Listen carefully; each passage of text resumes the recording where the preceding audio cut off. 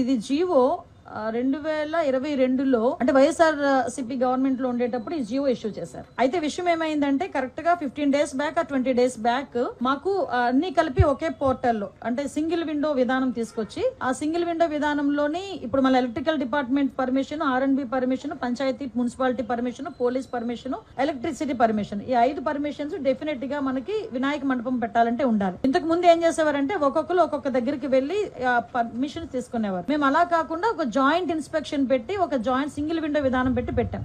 అయితే ఆ రోజు ఏం చేశారంటే ఇదే జీవోని నాకు డిపార్ట్మెంట్ వాళ్ళు తీసుకొచ్చి ఇచ్చారు.